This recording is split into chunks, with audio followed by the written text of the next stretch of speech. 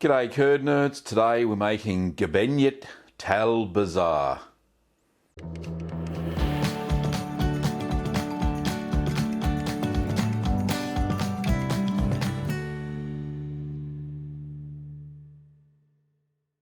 So Gbejniet tal-bzar is difficult to say or pronounce if you're not Maltese, but fairly easy to make. Lovely little cheese, and thank you very much to Charlie Pace, who provided me with a recipe based on his experience and, well, him being Maltese as well. So what I'll be doing a little bit later on in the video is I'm going to be, well, brining, but there's no salt involved, soaking in vinegar and then coating in some freshly ground black pepper. And then you can eat them straight away, basically. But yeah, great little cheeses. So let's get on and see how we make Gbejniet tal-bzar. I hope I got that right. So before we start, don't forget to sanitize your equipment. I'm just boiling everything there for about 15 minutes. And with the baskets, their dimensions are 80mm by 80mm or 3" by 3", and I'll sanitize those with white vinegar. So the ingredients for this cheese is 3 litres or 3 quarts of whole cow's milk, at least 3.25% fat, 1/8 of a teaspoon of calf lipase in 1/4 cup of non-chlorinated water, prepared 20 minutes before use, 1/4 teaspoon or 1.25 millilitres of calcium chloride diluted in 1/4 cup of non-chlorinated water, 1/2 teaspoon or 2.5 mils of single strength rennet diluted in 1/4 cup of water. You'll need some cheese salt, some white vinegar, and 3 tablespoons of black peppercorns. So heat your milk to 36 degrees Celsius or 98 degrees Fahrenheit. Now I preheated it on the stove first and then moved it over to my sous vide or immersion cooker, or what are they called? Precision cookers with a water bath there. Just checking the temperature, see if it's close enough yet. And that'll do to start with. It needs to be at 36 though, but it'll get there. So we're going to add the lipase now. So just stir the milk and then pour that in. So lipase breaks down the fats and speeds up a thing called lipolysis, which adds a bit of flavour into the cheese. Now we're not using any starter cultures in this cheese. Traditionally this would have been made with raw milk, but let that rest for 30 minutes. Make sure it's covered so no dust gets in it.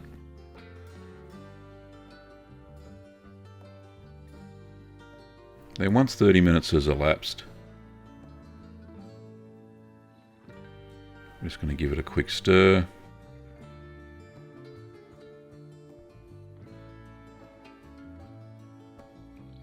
And then we're going to add the calcium chloride. If you're using pasteurised homogenised milk like I am, you absolutely need calcium chloride to get a better curd set. If you're using unhomogenised or raw milk, then you probably don't need the calcium chloride. So add in the rennet and then give that a stir for no more than 1 minute.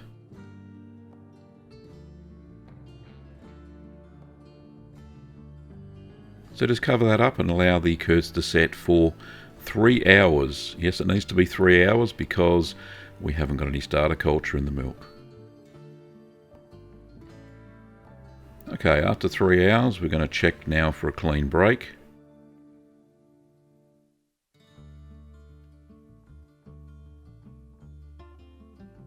Check for a clean break, Gav. You can do it. There we go. And it looks pretty good. You would think after 3 hours it'll be set. Anyway, cut the curds into 2 centimetre or 3/4 inch cubes. So I'm just using my curd knife and then do it at 45-degree angle all the way around, and then the other side as well.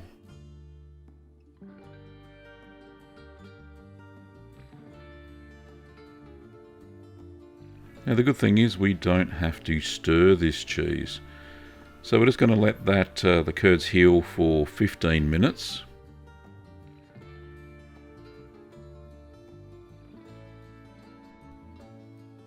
So set your baskets up on a bamboo mat on a chopping board and then ladle the curds into the baskets. So just scoop out a ladle at a time of the curds and make sure they're evenly distributed through the baskets that you've got. So keep filling the baskets until all of the curds have been used. This does take some time.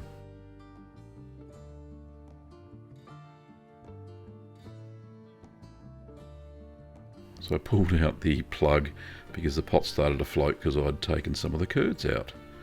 Anyway, as it lowers, drains, then just top it up with another ladle worth of curds. Now this took about an hour.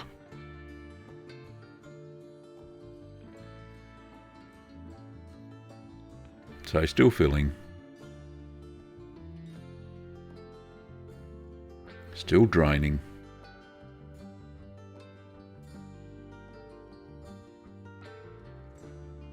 Another top up and another drain. Exciting stuff.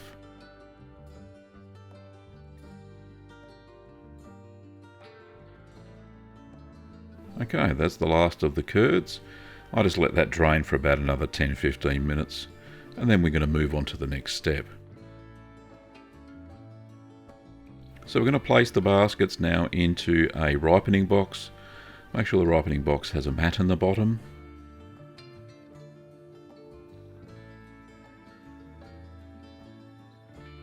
So this is just a safe place for it to drain. Now we're going to pop the ripening box in the kitchen fridge to drain overnight and leave it uncovered. So the next day we're going to remove the baskets from the box and there will be a fair bit of liquid underneath the mat.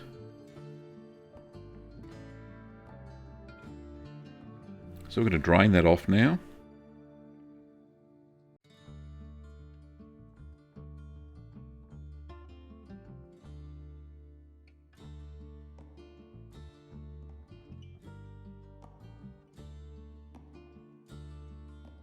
So we're going to flip the cheeses and put them back in their baskets and drain for another 12 hours in the fridge uncovered.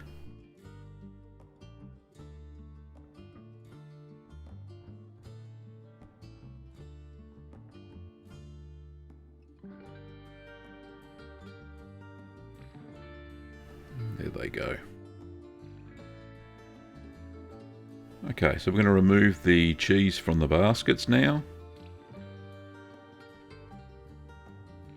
They're fairly firm. Now, I had a bit of a debacle going on here. I really couldn't decide which plate to use. I ended up finding a rectangle one in the cupboard, and that seemed to fit the bill. So place them on a bamboo draining mat on a plate. Now, as you can see, I should have turned the bamboo mat around the other way, turned it by 90 degrees, and I wouldn't have had a problem. Not like that, Gav. Anyway, using a 1/4 teaspoon of salt per cheese, sprinkle that over the top of each cheese.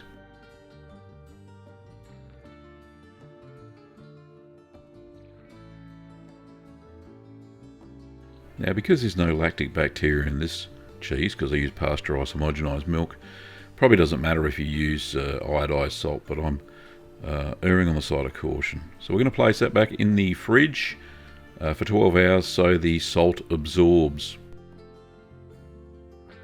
So after 12 hours we're going to turn each cheese over.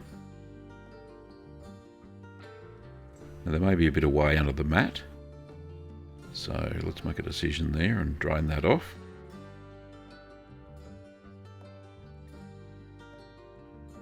Just cleaning up the plate and popping the cheeses back on now they've been turned over. So using 1/4 teaspoon per cheese, we're going to salt each top again.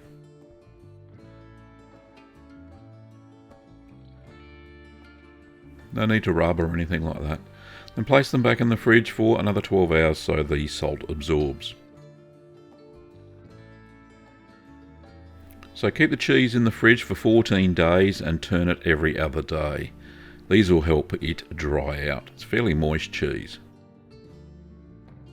Now I did replace the bamboo mat with another one I'd sanitised about 7-day mark because the bamboo mat holds a lot of the moisture. So after the 14 days, place the cheese in a container or two if you don't have any big ones. And then we're going to cover with white vinegar all the way. So I just pop the lid on the top of each container, keep any bugs out. I'm going to allow that to soak for 4 hours. So meanwhile, while you're waiting, grind 3 tablespoons of black peppercorn. I'm just using a mortar and pestle there. Now you can use a dedicated coffee grinder or a pepper grinder, pepper mill if you want to, but I find that this is quite quick. It took me about 5 minutes to grind the pepper.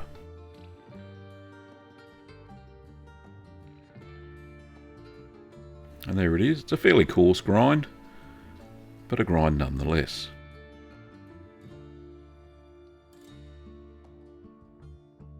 So once the 4 hours have elapsed for your vinegar soaking, just set everything up on your table. You'll need a plate. Just move those out the way. Just pour the ground pepper onto the plate and just shake it out.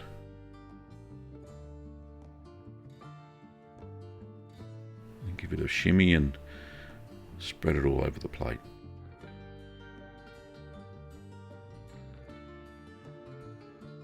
Get that out of the way so I don't bang it over. Alrighty. Where'd he go? Oh, there we are. Got the other plate again. Wrong way, Gav. That's the way you do it. Alrighty. So we're going to remove the cheese from the vinegar. And just be careful. And while they're still damp, we're going to roll the cheese in the ground pepper.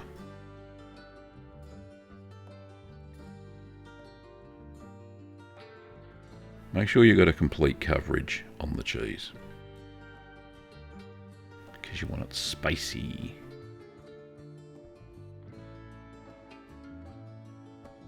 Okay, that should be enough.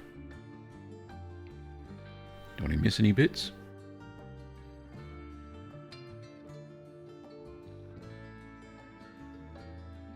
So I'm just putting that on a clean bamboo mat on the plate, just to allow that to dry, and hopefully the pepper will stick to it a bit better.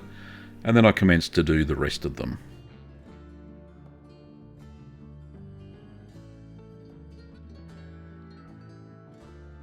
There we go, number 3.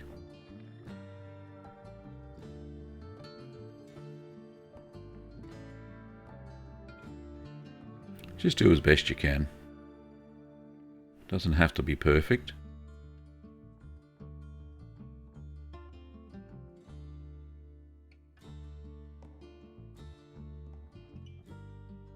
And lucky last.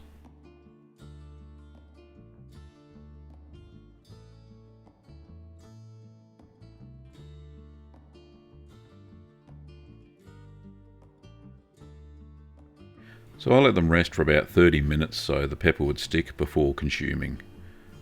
Anyway, back to Gav. So that's how you make Gbejniet tal-bzar, a lovely little Maltese cheese. So let's taste it, I suppose. I've never tasted cheese that has been soaked in vinegar.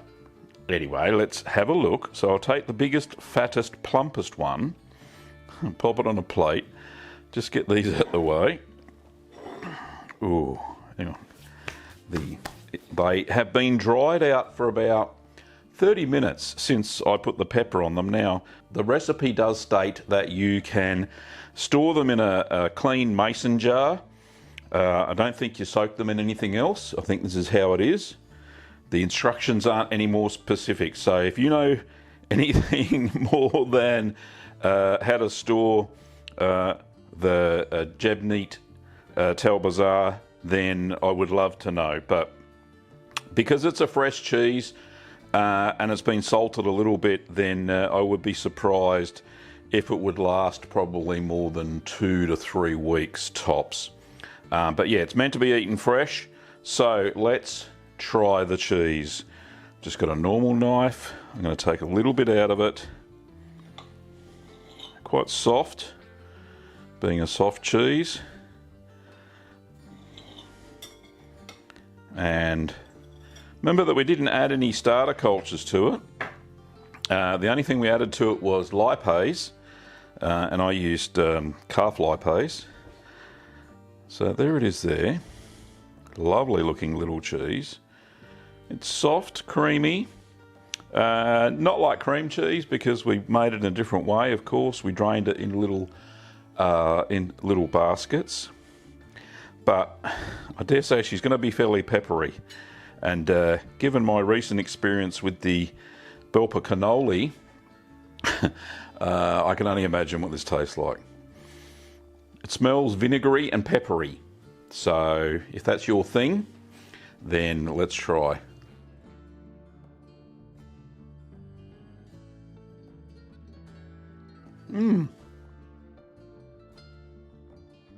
Very nice. Very nice indeed. Oh, I've got some pepper now. Oh, goodness me. Just a little bit.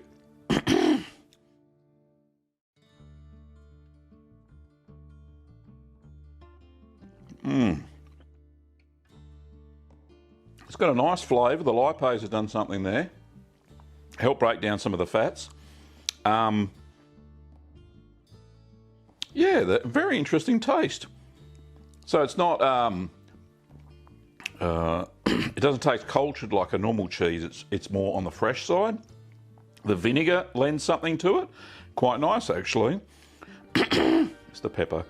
And the pepper, of course, always does what pepper does and burns your tongue. But there you have it. But yeah, lovely little cheese. Very nice indeed. Thank you, Charlie, for recommending it to me and for providing the recipe. I would have never have found it any other way, but let me just have this last piece. Yeah, 4 hours in the vinegar is just right. Wouldn't do it any other way. Now, I dare say if I used raw goat or sheep or cow's milk, then it would be a bit different and it would have a more robust flavour. But I like it how it is. It's quite nice. So the peppery, vinegary, the cheese, it's salted. You can taste just a little bit of salt there, so the salt's just right. But yeah, great all-round cheese. I like it a lot. So I dare say if you've got any Maltese friends and they haven't been able to get their hands on Gbejniet tal-bzar before, or where you live, then make it for them and they will love you for it. I dare say, seeing I've gone from an authentic sort of recipe, it is the real deal. So give it a go and you will surprise not only yourself, but your Maltese friends as well. Okay, I can't really suggest a kit. I think just buying the individual ingredients would be fine. You know, like I said, it's milk, lipase and salt. And obviously vinegar and pepper. Very simple little cheese to make. Just got to get your hands on some little baskets to mould the cheese in. If you liked the video, please give it a thumbs up. If you haven't already subscribed, please do so, and you'll get notified of weekly cheesy video uploads. Well, thank you for watching, Curd Nerds. Hope you enjoyed at Gbejniet tal-bzar. I'll get it right in a minute. Gbejniet tal-bzar. And yeah, thanks for watching, Curd Nerds, and I'll see you next time.